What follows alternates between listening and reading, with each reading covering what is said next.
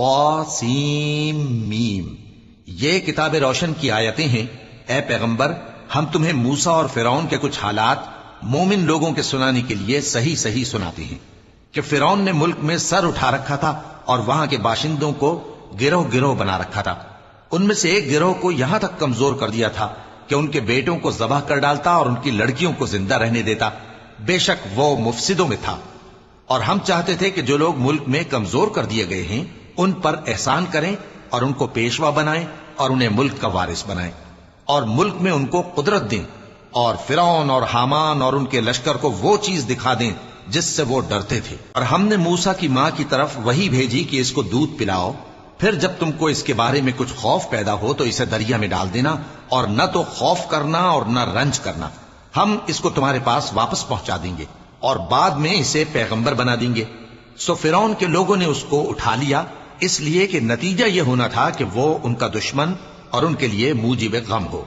بے شک فرعون اور حامان اور ان کے لشکر غلطی پر تھے، اور فرعون کی بیوی نے کہا کہ یہ میری اور تمہاری دونوں کی آنکھوں کی ٹھنڈک ہے، اس کو قتل نہ کرنا، شاید یہ ہمیں فائدہ پہنچائے یا ہم اسے بیٹا بنا لیں۔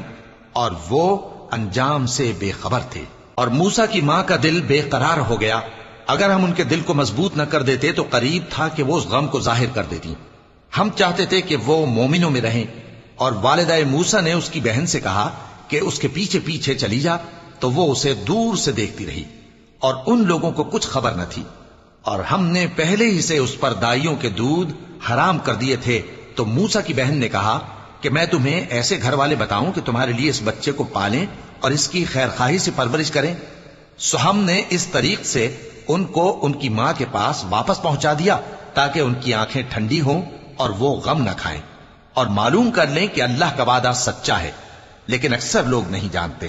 اور جب موسیٰ جوانی کو پہنچے اور بھرپور جوان ہو گئے تو ہم نے ان کو حکمت اور علم عنایت کیا، اور ہم نیکوکاروں کو ایسا ہی بدلہ دیا کرتے ہیں۔ اور وہ ایسے وقت شہر میں داخل ہوئے کہ وہاں کے باشندے بے خبر ہو رہے تھے، تو دیکھا کہ وہاں دو شخص لڑ رہے تھے، ایک تو موسیٰ کی قوم کا ہے اور دوسرا ان کے دشمنوں میں سے۔ تو جو شخص ان کی قوم میں سے تھا اس نے دوسرے شخص کے مقابلے میں جو موسیٰ کے دشمنوں میں سے تھا مدد طلب کی، تو موسیٰ نے اس کو مکہ مارا اور اس کا کام تمام کر دیا۔ کہنے لگے کہ یہ تو شیطانی کام ہوا، بے شک وہ انسان کا دشمن ہے، کھلا بہکانے والا ہے۔ بولے کہ اے پروردگار، میں نے اپنے آپ پر ظلم کیا، سو تو مجھے بخش دے، تو اللہ نے ان کو بخش دیا، بے شک وہ بخشنے والا ہے، مہربان ہے۔